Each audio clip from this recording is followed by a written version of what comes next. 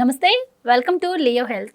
గతంలో అయితే 40-50 సంవత్సరాలు దాటితే గాని ఒక మనిషికి కొన్ని రోగ లక్షణాలు అవి కనిపిస్తూ ఉండేవి. కానీ ఇప్పుడు 25 సంవత్సరాల నుంచే యుక్త వయసులోనే అనారోగ్యం బారిన పడుతూ ఉన్నారు. మనం తీసుకున్నట్టయితే ఇప్పుడు చాలా మందిని వేధిస్తున్నటువంటి సమస్య సర్వైకల్ స్పాండిలైటిస్. ఇది గతంలో మరి 40-50 సంవత్సరాలు దాటితే ఆ టైంలో వచ్చేది అని చెప్పుకునేవాళ్ళు. కానీ ఇప్పుడు 25 సంవత్సరాల పిల్లలకు కూడా వస్తుంది. ఎందుకు అంటే వాళ్ళు ఫోన్లు అలాగే కంప్యూటర్స్ ఉపయోగించడం కావచ్చు, అలాగే వాళ్ళు కూర్చునే పొజిషన్ సరిగా ఉండకపోవడం కావచ్చు, ఇలా రకరకాల కారణాలు ఉన్నాయి. మరి ఏజ్ పైబడిన వాళ్ళలో చికిత్స ఏ విధంగా ఉంటుంది, అలా యుక్త వయసు వాళ్ళకు వచ్చేటువంటి సమస్యలో మరి ఆ చికిత్స ఏ విధంగా ఉంటుంది, అసలు సర్వైకల్ స్పాండిలైటిస్ అంటే ఏంటి, ఇది వచ్చిన తర్వాత ఏ విధమైనటువంటి జాగ్రత్తలు తీసుకోవాలి, అసలు రాకుండా ఉండాలంటే ఏం చేయాలి తెలుసుకుందాం. మనతో పాటు ఉన్నారు ఫిడికస్ హోమియోపతి డాక్టర్ భరద్వాజ్ గారు. నమస్కారం అండి. నమస్తే అండి. సార్, సర్వైకల్ స్పాండిలైటిస్ ఇప్పుడు చిన్న వాళ్ళ దగ్గర నుంచి పెద్దవాళ్ళ వరకు అందరినీ వేధిస్తున్నటువంటి సమస్య. సో ఇది అంటే ఇప్పుడు నేను చెప్పినట్టు ఇది అసలు రాకుండా ఉండాలంటే ఏం చేయాలి, వచ్చిన తర్వాత ఎటువంటి జాగ్రత్తలు తీసుకోవాలి? రైట్, మామూలుగా దీన్ని సర్వైకల్ స్పాండిలోసిస్ అంటారండి, లేకపోతే సర్వైకల్ స్పాండిలైటిస్ అంటారు. బేసిక్గా మనం కామన్ లాంగ్వేజ్లో చెప్పాలంటే మెడనొప్పి. చాలామంది మనం సాఫ్ట్వేర్ ఇంజనీర్లను చూసింటాము. సాఫ్ట్వేర్ ఇంజనీర్లే కాదు, ఈ మధ్య ఇంటర్మీడియట్ పాస్ అయిన పిల్లలు కూడా మెడనొప్పితో వస్తున్నారనమాట. ఇదంతా యాక్చువల్గా జరగాల్సింది ఏంటంటే పాతకాలంలో 80 ఇయర్స్ తర్వాత 90 ఇయర్స్ తర్వాత ఏమవుతుందంటే ఈ ఎముకలు అనేవి అరిగిపోయి ఎముకల మధ్యలో నుంచి మనకు నరాలు బయటకు వస్తుంటాయి అనమాట. ఆ నరాల పైన ప్రెషర్ పడి పెయిన్ రావాలి. ఇది ఎప్పుడు జరగాలి? మామూలుగా 80 ఇయర్స్ 90 ఇయర్స్ తర్వాత జరగాల్సింది. కానీ ఇప్పుడు ఎలా వస్తుంది అంటే ఈవెన్ ఇంటర్మీడియట్ పిల్లలు ఇంటర్మీడియట్ పాస్ అయిపోయినా, సో ఇంటర్మీడియట్ కోసం ఎంసెట్ అని అదని నీట్ అని చదువుతూ ఉంటారు. జస్ట్ ఇంటర్మీడియట్ పాస్ అయిన వాళ్ళ దగ్గర నుంచి ఇంకా అన్ని ఏజ్ గ్రూప్ వాళ్ళకి, ఇంకా ఎస్పెషలీ ఈ సాఫ్ట్వేర్లు ఉద్యోగాలు చేసే వాళ్ళకి, కూర్చొని కంప్యూటర్ జాబ్లు చేసే వాళ్ళకి ఆల్మోస్ట్ అందరికీ ఇది పెయిన్ ఉంటుందన్నమాట. సో మెయిన్గా దీనికి రావడానికి రీజన్ ఏంటంటే 5 మెయిన్ రీజన్స్ ఉంటాయి. 1, తీసుకునే డైట్ సరిగా లేకపోవడం. 2, నిద్ర సరిగా లేకపోవడం. 3, అసలు ఎక్సర్సైజ్ అనేది చేయకపోవడం. కొంతమంది ఎక్సర్సైజ్ అంటే కూడా ఏంటో అలా పెరుగుతున్నారు. జీవితంలో స్ట్రెస్ ఎక్కువ ఉండడం అనేది 4వ రీజన్ అవుతుంది. 5వ రీజన్ వచ్చి అడిక్షన్స్. సో ఆల్కహాల్ కానీ స్మోకింగ్ కానీ ఇవన్నీ చేస్తుంటే ఏంటంటే త్వరగా ఎముకలు అనేవి అరిగిపోతుంటాయి. దీంతోపాటు వీళ్ళు చేసే life style, especially sedentary life style, పొద్దున్నుంచి రాత్రి వరకు కూర్చోవడం, సో మెడను ముందుకు ఉంచడం, ఫోన్లు చూడడం, సో మీరు చెప్పినట్లు సో ఏవైతే లైఫ్ స్టైల్కి సంబంధించిన ఉన్నాయో సో వీటన్నిటితో పాటు అవి కూడా చేయడం వల్ల వీళ్ళకి ఈ ఏవైతే మెడలో ఎముకలు ఉంటాయో అవి 80 ఇయర్స్కి 90 ఇయర్స్కి అరిగిపోవాల్సినవి 20 ఇయర్స్కి వితిన్ 25 ఇయర్స్కి అరిగిపోవడం కూడా చాలామందికి చూస్తున్నాం.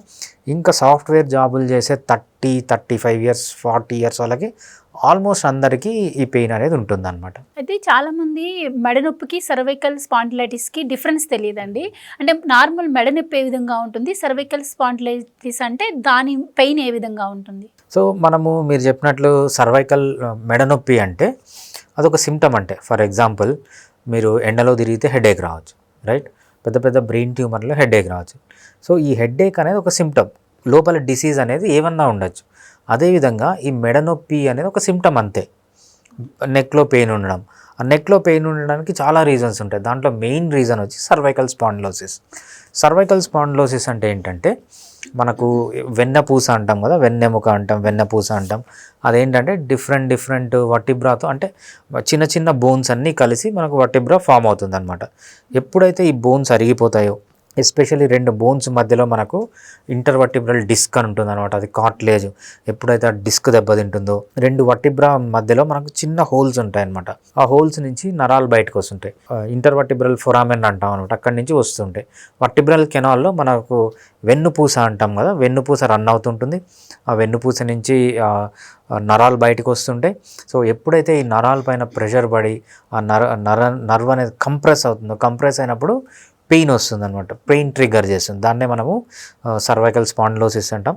సర్వైకల్ స్పాండిలోసిస్ అంటే ఏం లేదు, ఎముకలు అరిగిపోవడం, డిస్కులు అరిగిపోవడాన్ని సర్వైకల్ స్పాండిలోసిస్ అంటారు. ఇది జరిగినప్పుడు పెయిన్ వస్తుంది అన్నమాట. పెయిన్, మీరు ఒక మాట అన్నారు, నర్వ్స్ కంప్రెస్ అవుతాయి అని చెప్పి.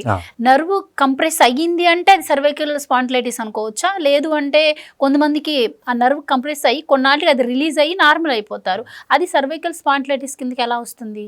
Cervical spondylitis or cervical spondylosis అంటే సింపుల్. సో నర్వ్ పైన ప్రెషర్ పడుతుందా, ఇవన్నీ స్టేజెస్.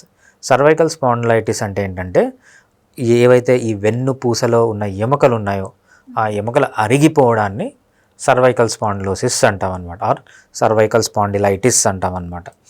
ఈ సర్వైకల్ స్పాండిలైటిస్ జరిగినప్పుడు 4 స్టేజెస్ ఉంటాయి. ఓకే. ఈ 4 స్టేజెస్ అంటే ఫస్ట్ స్టేజ్లో ఏమవుతుందంటే నొప్పి అనేది ఎక్కడ అరిగిపోయినా అక్కడ మాత్రమే ఉంటుంది. సెకండ్ స్టేజ్లో ఏమవుతుందంటే ఇంటర్వర్టిబ్రల్ ఫొరామెన్ అంటాం. మనకు వెన్నుపూస ఉంటుంది కదా, వెన్నుపూస లో నుంచి చిన్న నరాలు బయటకు వస్తుంటాయి. ఆ నరాలు ఎక్కడి నుంచి వస్తాయంటే 2 వర్టిబ్రల్ కాలం అంటాం, వర్టిబ్రా అంటాం అనమాట. 2 ఎముకల మధ్యలోంచి చిన్న హోల్ ఉంటుంది, ఆ హోల్లోంచి బయటకు వస్తుంటాయి.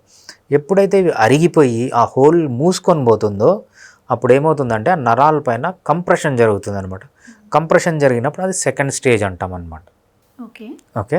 ఇంకా థర్డ్ స్టేజ్ ఏంటంటే నరాల పైన కంప్రెస్ అయ్యేదే కాకుండా మనకు వెన్నుపూస ఉంటుంది కదా, మధ్యలో మన వెన్నెముకలో వెన్నుపూస పోతూ ఉంటుంది, ఆ వెన్నుపూస పైన కూడా అది థర్డ్ స్టేజ్ అనమాట. సో మనకు ఇలా 3 స్టేజెస్ ఉంటాయి. సో స్టేజ్ని బట్టి మనకు సిమ్టమ్స్ కూడా చేంజ్ అవుతూ ఉంటాయి అన్నమాట. అంటే ఇప్పుడు మీరు అన్నట్టు ఆ ఫస్ట్ సెకండ్ స్టేజ్ల దగ్గర మెడిసిన్ వాడితే దీన్ని మొత్తం క్యూర్ చేసుకోవచ్చు, అంటే ఆ తర్వాత వాళ్ళు తీసుకోవాల్సిన ప్రికాషన్స్ తీసుకుంటూ క్యూర్ చేసుకోవచ్చు అంటారా? ఆ ఛాన్స్ ఉందా? ఇంతవరకు నేను ట్రీట్ చేసిన కేసెస్లో ఈవెన్ థర్డ్ స్టేజ్లో కూడా మనం ఏంటంటే ఎక్కువ సిమ్టమ్స్ సివియర్గా లేనప్పుడు మనము హోమియోపతి మెడిసిన్స్తోనే మెయింటైన్ చేసుకుంటూ రావచ్చు. సో ఫస్ట్ స్టేజ్లో ఉంటే ఏంటంటే ఇంకా వెన్నపూస పైన కానీ లేకపోతే నరాల పైన కానీ కంప్రెషన్ జరగట్లేదు, సో మామూలుగానే ఉంది, లోకల్గా పెయిన్ ఉంది, అప్పుడు హోమియోపతిలో మనము మంచి ట్రీట్మెంట్ అనేది ఉంటుంది. సో నెక్స్ట్ స్టేజ్ ఏమవుతుందంటే ఎప్పుడైతే నరాలపైన కంప్రెస్ పడుతుందో అప్పుడు కూడా మనం సర్జరీ వరకు పోకుండా కాపాడచ్చు. ఎప్పుడైతే వెన్నపూస పైన వెన్నెముకలో రన్ అయ్యే వెన్నపూస పైన ప్రెషర్ పడితే ఆ కంప్రెషన్ జరిగితే ఏంటంటే కొన్ని సందర్భాల్లో సర్జరీకి వెళ్ళాల్సి వస్తుంది, కొన్ని సందర్భాల్లో సర్జరీకి పోకుండానే ట్రీట్మెంట్ అనేది తీసుకోవచ్చు అనమాట. సో ఎలా అంటే చాలా సిమ్టమ్స్ ఉంటాయి, డిఫరెంట్ సిమ్టమ్స్ ఉంటాయి. ఆ సిమ్టమ్స్ని మన హోమియోపతిలో కంట్రోల్ చేయగలిగితే సర్జరీ వరకు పోకుండా కాపాడచ్చు వాళ్ళని. ఇప్పుడు ఈ స్పాండిలైటిస్కి, సర్వైకల్ స్పాండిలైటిస్కి పెయిన్ అనేది మిడిల్లో వస్తుందంటారా, లేదు అంటే నెక్ మొత్తం వస్తుందంటారా? ఇది చాలా మంచి క్వశ్చన్ అండి. సో పెయిన్ అనేది ఎలా ఉంటుంది అనేది స్టేజ్ని బట్టి ఉంటుంది. ఫర్ ఎగ్జాంపుల్ ఫస్ట్ స్టేజ్ అనుకోండి, ఫస్ట్ స్టేజ్లో ఏమవుతుందంటే లోకల్గానే ఉంటుంది, ఇక్కడ వెన్నపూస ఉంటుంది కాబట్టి ఇక్కడ మాత్రమే ఉంటుంది. సో అక్కడ ఎలా ఉంటుందంటే పెయిన్ రావడం కానీ, ఇట్లా టచ్ చేస్తే పెయిన్ ఎక్కువ కావడం కానీ, లేకపోతే కొంచెము వర్టిగో వచ్చినట్లు ఉండడము, వర్టిగో అంటే కళ్ళు తిరిగినట్లు ఉండడము, సో ఇవన్నీ మనం చేస్తాం, బట్ లోకల్గానే ఉంటుందన్నమాట పెయిన్. ఎప్పుడైతే అది సెకండ్ స్టేజ్కి వెళ్తుందో అంటే 2 వర్టిబ్రాల మధ్యలో నుంచి వచ్చే ఒక నరం పైన ప్రెషర్ పడుతుందో అప్పుడు ఏమవుతుందంటే పెయిన్ అనేది ఎక్స్టెండ్ అవుతుందన్నమాట. లెఫ్ట్ సైడ్కి కానీ రైట్ సైడ్కి కానీ ఎక్స్టెండ్ అవుతుంది. దీంతోపాటు మనం ఏమంటారు పారాస్థీషియా అంటామంట. పారాస్థీషియా అంటే కొంచెం నమ్నెస్ ఉండడం, అంటే స్పర్శ సరిగా తెలియకపోవడము, అదేవిధంగా గ్రిప్ సరిగా ఉండకపోవడము, ఎప్పుడు టింగ్లింగ్ సెన్సేషన్ అంటాము. నమ్నెస్ అంటే అసలు సెన్సేషన్ లేకపోవడము, టింగ్లింగ్ అంటే కొంచెము చిన్న నీడిల్స్తో గుచ్చినట్లు ఉండడము ఒక సైడు. ఇవన్నీ మనకేంటంటే సెకండ్ స్టేజ్ సైన్స్ వస్తాయన్నమాట. ఇంకా థర్డ్ స్టేజ్ ఏమవుతుంది అంటే మెయిన్ వెన్నపూస నుంచే మనకు బాడీకి మొత్తం నరాలన్నీ కనెక్ట్ అయింటాయి. ఎప్పుడైతే ఇక్కడ ప్రెషర్ పడుతుందో చాలా సిమ్టమ్స్ వస్తాయన్నమాట. ఏంటంటే కాళ్ళు చేతులు టైట్గా అయిపోవడము, రీప్రొడక్టివ్ సామర్థ్యం లేకపోవడము, అదేవిధంగా లంగ్స్ సరిగా పనిచేయకపోవడము, కిడ్నీస్ సరిగా హార్ట్ సరిగా పనిచేయకపోవడం. అంటే ఈ నరం ఎక్కడెక్కడ సప్లై, ఇక్కడున్న నరం మన బాడీ మొత్తం సప్లై చేస్తుంది, రైట్? సో ఇక్కడ కన్నా ప్రెషర్ పడితే ఇక్కడ నుంచి దేనికి సప్లై అవుతుందో మన సిస్టమ్స్ అన్నీ, సో రీప్రొడక్టివ్ సిస్టమ్ తీసుకోండి, రెస్పిరేటరీ సిస్టమ్ తీసుకోండి, కార్డియోవాస్కులర్ సిస్టమ్, డైజెస్టివ్ సిస్టమ్, వీటికి అన్నిటికీ సంబంధించిన సిమ్టమ్స్ అన్నీ వస్తుంటాయి అనమాట. ఇదేంటంటే థర్డ్ స్టేజ్ అంటాం అనమాట. అంటే సిమ్టమ్స్ని బట్టి, స్టేజ్ని బట్టి సిమ్టమ్స్ ఉంటాయి. అంటే మీరు బోన్ అరిగిపోవడం వల్ల ఇలా వచ్చే ఛాన్స్ ఉంది అంటున్నారు. లైక్ మనకి నీ పెయిన్స్ వచ్చినప్పుడు బోను మార్పిడి జరుగుతుంది, మోకాల్లో ఆపరేషన్ చేస్తారు అంటారు. సో దీనికి కూడా మరి థర్డ్ స్టేజ్ దాటాక అవసరం పడుతుందా?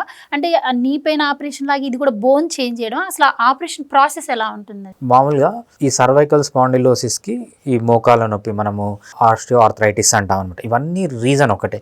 ఇవన్నీ ఏంటంటే ఎముకలు అరిగిపోవడం. సో మోకాల్లో అయితే ఎముకలు అరిగిపోతే ఏం చేస్తారంటే మోకాలు రీప్లేస్ చేస్తారనమాట. కానీ బట్ మనం సర్వైకల్ స్పైన్ అట్లా రీప్లేస్ చేయడం, ఎందుకంటే చాలా సెన్సిటివ్ ఏరియా, దాని మధ్యలో మెయిన్ నరం అనేది వెళ్తుంటుంది, స్పైనల్ కార్డ్ అనేది వెళ్తుంది. ఆ స్పైనల్ కార్డ్ చాలా సెన్సిటివ్ అనమాట. సో దానికి ఏం చేస్తామంటే, సో డిఫరెంట్ సర్జరీస్ ఉన్నాయి. సో లామినెక్టమీ అంటారు అనమాట. లామినెక్టమీ అంటే ఎక్కడైతే ఆ నరువు పైన ప్రెషర్ పడుతుందో దాన్ని మొత్తం కట్ చేసి కొంచెం స్క్రూ లాగేసి ఫిక్స్ చేస్తారు అన్నమాట.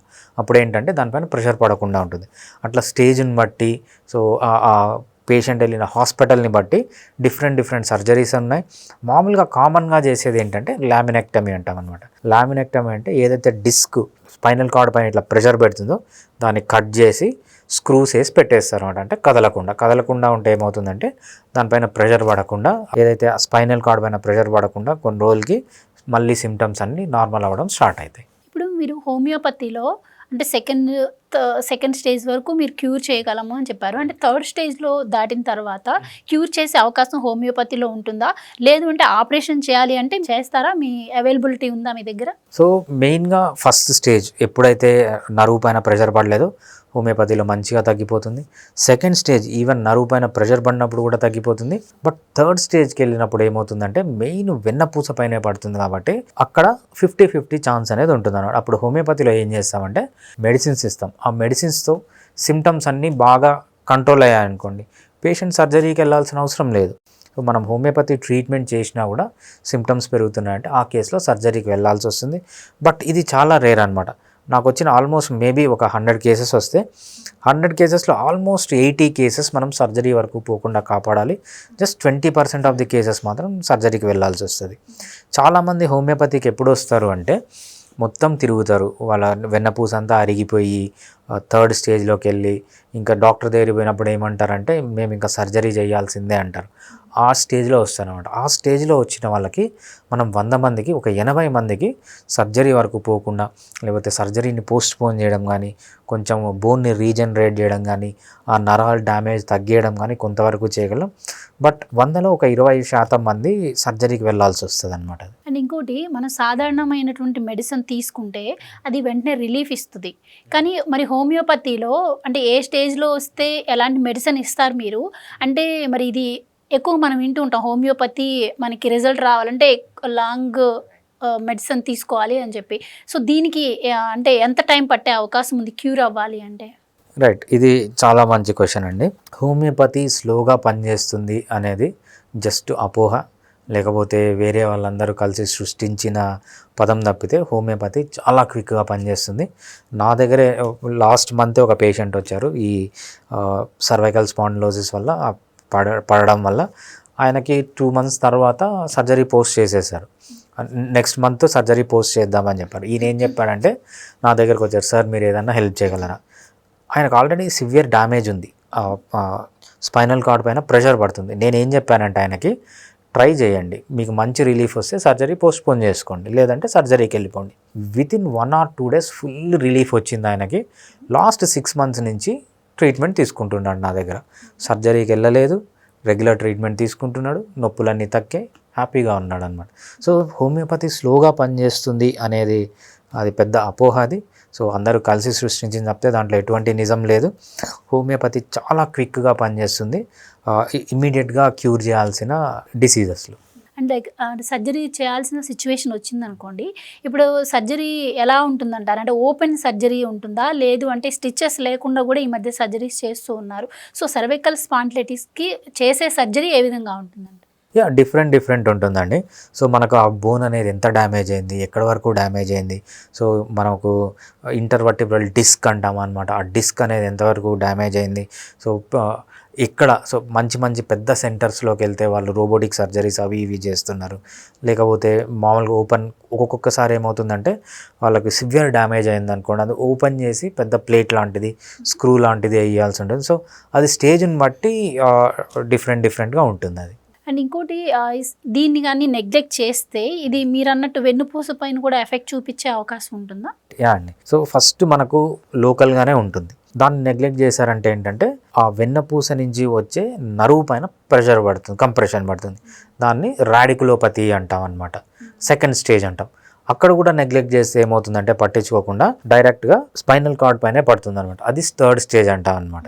సో రాడిక్యులోపతి తర్వాత మీరు కనుక పట్టించుకోకుండా ఉంటే ఒక్కొక్క స్టేజ్ దాటుకుంటా పోతూ మెయిన్గా ఏదైతే స్పైనల్ కార్డ్ ఉంటుందో దానిపైన ప్రెషర్ పడినప్పుడు సిమ్టమ్స్ అనేది చాలా సివియర్గా ఉంటాయి అన్నమాట. సో మన బాడీకి సంబంధించిన నరాలన్నీ చేతులు కాళ్ళు గట్టిగా అయిపోవడము, సెక్షువల్ యాక్టివిటీ లేకపోవడము, లేకపోతే డైజెషన్ ప్రాబ్లమ్స్ రావడము, మోషన్ సరిగా రాకపోవడము, ఏదైతే ఈ నరాలు ఇక్కడి నుంచి నరాలు మన బాడీలోకి వచ్చి మొత్తం సప్లై చేస్తాయి. ఇక్కడే కనుక ప్రాబ్లం ఉంటే మన బాడీకి సప్లై అయ్యే నరాల్లో మొత్తం ప్రాబ్లం ఉంటుంది. ఎక్కడెక్కడ నర్వ్ సప్లై ఉంటుందో అక్కడంతా ఆ ఫంక్షన్స్ అన్నీ దెబ్బతింటాయి అన్నమాట. మనం sympathetic nervous system, parasympathetic nervous system అంటాం.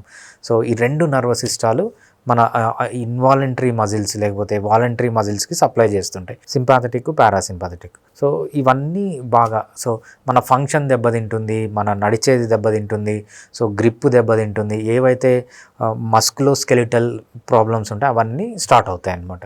అండ్ ఇప్పుడు వరకు మీరు ఎలాంటి హెల్త్ ఇష్యూస్ వస్తాయి దాన్ని నెగ్లెక్ట్ చేస్తే అని చెప్పారు. అంటే స్పాండిలైటిస్ వల్ల శరీరంలో కూడా మార్పులు వచ్చే అవకాశం ఉంటుందంటారా? ఆ ఛాన్స్ ఉందా? ఎప్పుడైతే మనకు సర్వైకల్ స్పాండిలోసిస్ అంటాము, ఎప్పుడైతే మనకు వెన్నపూస పైన ప్రెషర్ పడుతుందో, కంప్రెషన్ జరుగుతుందో, ఆ వెన్నపూస ఎక్కడెక్కడికి సప్లై చేస్తుందో అవన్నీ. ఫర్ ఎగ్జాంపుల్ మనకు సింపాథెటిక్, పారాసింపాథెటిక్ నర్వస్ సిస్టమ్ అని ఉంటుందన్నమాట. ఆ సింపాథెటిక్, సింపాథెటిక్ నర్వ్స్ అనేవి ఎక్కడ ఉంటాయంటే ఈ వెన్నపూస నుంచే బాడీలో మొత్తం కనెక్ట్ అవుతాయి అన్నమాట. ఎప్పుడైతే ఆ వెన్నపూస దగ్గరే దెబ్బతింటుందో ఈ సింపాథెటిక్, పారాసింపాథెటిక్ ఎక్కడ మన లంగ్స్కి, హార్ట్కి, అదేవిధంగా ఇంటెస్టైన్కి, రీప్రొడక్టివ్ ఆర్గాన్స్కి ఇక్కడంతా సప్లై చేస్తుంది. మన ఏవైతే సిస్టమ్స్ ఉన్నాయో respiratory system, cardiovascular system, reproductive system ఇవన్నీ దెబ్బతింటాయి అనమాట. ఎందుకు దెబ్బతింటాయంటే ఇవన్నిటికీ సింపాథెటిక్, పారాసింపాథెటిక్ నర్వస్ సిస్టమ్ అనేది మన వెన్నుపూసలో నుంచే పోతుంది. వెన్నుపూస దెబ్బతినిందంటే ఈ సిస్టమ్స్ అన్నీ దెబ్బతింటాయి అనమాట. అండ్ ఇంకోటి ఇప్పటి వరకు దానివల్ల ఎలాంటి అది అంటే రావడం వల్ల శరీరం మీద ఎలాంటి ప్రభావాలు చూపిస్తుందని చెప్పారు, అండ్ దానివల్ల ఇబ్బందులు కూడా. సో మరి ఇది కొంతమంది ఇంటి దగ్గర వీడియోస్ చూసి దానికి సంబంధించి ఇంట్లోనే ట్రీట్మెంట్ చేసుకుంటూ ఉంటారు, ఎక్సర్సైజ్లు అవి చేస్తారు, అండ్ లైఫ్ స్టైల్లో చేంజెస్ చేసుకుంటే కూడా తగ్గే అవకాశం ఉంటుంది అంటారు. కానీ ఇది ఏ స్టేజ్ వరకు అది యూజ్ అయ్యే ఛాన్స్ ఉంటుందంటారు? రైట్, అది ఫస్ట్ స్టేజా సెకండ్ స్టేజా అని కాదండి. ఏదన్నా ప్రాబ్లం ఉన్నప్పుడు ఫస్ట్ మీరు మన గూగుల్ చూడడము, లేకపోతే చాట్‌జీపీటీ చూడడము, లేకపోతే వీడియోస్ చూడడము, యూట్యూబ్ చూడడము ఫస్ట్ మానేయాలన్నమాట. ఎందుకంటే ఈ చాట్‌జీపీటీలో కానీ, లేకపోతే యూట్యూబ్లో కానీ, లేకపోతే గూగుల్లో కానీ ఒక డిసీజ్ గురించి 99% of the information wrong information ఉంటుంది. ఈ ఇన్ఫర్మేషన్ అంతా ఎవరు జనరేట్ చేస్తున్నారంటే అసలు మెడికల్ నాలెడ్జ్ లేని వాళ్ళందరూ ఇన్ఫర్మేషన్ గురించి చెప్తున్నారు. అంటే అక్కడికి వచ్చేది ఆల్మోస్ట్ ఫేక్ ఇన్ఫర్మేషన్. మనకు 100 ఆర్టికల్స్ కానీ ఏమన్నా తీసుకుంటే దాంట్లో ఒకటే జెన్యూన్ ఆర్టికల్ ఉంటుందన్నమాట. సో ఇవన్నీ చాలా సెన్సిటివ్ విషయాలు. ఫస్ట్ సర్వైకల్ పెయిన్ ఉంటే 100 రీజన్స్ ఉంటాయి. ఫస్ట్ డయాగ్నోస్ చేయాలి అసలు ఎందుకు వచ్చింది సర్వైకల్ పెయిన్ అని. దానికి కావాలంటే ఒక ఎక్స్పర్ట్ ఉండాలి, ఒక డాక్టరే చేయాలన్నమాట. సో వీళ్ళని ఎటువంటి పరిస్థితిలో యూట్యూబ్ చూసి ట్రీట్మెంట్ చేసుకోవడాలు, యూట్యూబ్ చూడొచ్చు, చాట్‌జీపీటీ యూజ్ చేయొచ్చు, గూగుల్ యూజ్ చేయొచ్చు, బట్ అది గోల్డ్ స్టాండర్డ్గా తీసుకోకుండా మంచి డాక్టర్ దగ్గరికి వెళ్ళి ఫస్ట్ డయాగ్నోస్ చేయాలి అది ఏం ప్రాబ్లం అని.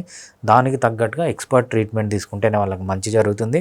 సో ఇంటి చిట్కాలు కానీ ఇట్లాంటివన్నీ ఈ కండిషన్లో చేయకూడదు. అంటే ఇందాక నేను ఒకటి అడిగాను, లైఫ్ స్టైల్లో మార్పులు చేసుకుంటే ఇది తగ్గే అవకాశం ఉందా అని మీరు అన్నట్టు మెడిసిన్ వాడుతూ. అండ్ ఇంకోటి ఏంటి అంటే అసలు రాకుండానే ఉండాలి, మీరు అన్నట్టు ఫోన్లు, ల్యాప్టాప్లు చూడడం వల్ల సిట్టింగ్ పోస్చర్ సరిగ్గా లేకపోవడం వల్ల వస్తుంది కదా, ఎలాంటి జాగ్రత్తలు తీసుకోవాలంటే? చాలా సింపుల్ అండి. సో ఇది జస్ట్ లైఫ్ స్టైల్ డిజార్డర్. మనం లైఫ్ స్టైల్ కన్నా కరెక్ట్గా పెట్టుకుంటే ఇది ఎప్పుడో 80 ఇయర్స్కో 90 ఇయర్స్కో రావాలి. సో ఏం లైఫ్ స్టైల్లో మనం తప్పులు చేస్తున్నాము అని మనం తెలుసుకోవాలి.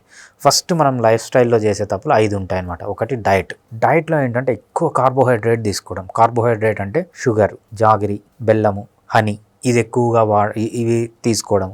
కానీ హనీ చాలా సేఫ్ అంటారు అన్నిటికన్నా. మీరు హనీ యూజ్ చేయడం వల్ల కార్బ్స్ వస్తాయి అంటున్నారు. హనీలో ఉండేది సుక్రోజ్, బెల్లంలో ఉండేది సుక్రోజ్, చక్కెరలో ఉండేది సుక్రోజ్. సో అది బయట ఉన్నంత వరకే అది హనీ, ఇది చక్కెర, ఇది తేనె. ఒక్కసారి బాడీలోకి ఎంటర్ అయిన తర్వాత అంతా సుక్రోజే. అది హనీ నుంచి వచ్చిన సుక్రోజా, చక్కెర నుంచి వచ్చిన సుక్రోజా, బెల్లం నుంచి వచ్చిన సుక్రోజా, అది చక్కెరలో కూడా నల్ల బ్రౌన్ షుగర్ నుంచి వచ్చిందా, వైట్ షుగర్ నుంచి వచ్చిందా అనవసరం. అదే బెల్లంలో కూడా నల్ల బెల్లం నుంచి వచ్చిందా, తెల్ల బెల్లం నుంచి వచ్చిందా, ఏదన్నా సుక్రోజే. మళ్ళీ చెరుకు బెల్లం నుంచి వచ్చిందా, తాటి బెల్లం నుంచి వచ్చిందా, ఈత బెల్లం నుంచి వచ్చిందా, టెంకాయ బెల్లం నుంచి వచ్చిందా, ఖర్జూర బెల్లం నుంచి వచ్చిందా, ఇవన్నీ ఒక్కటే. దీంట్లో అంతా సుక్రోజే ఉంటుంది.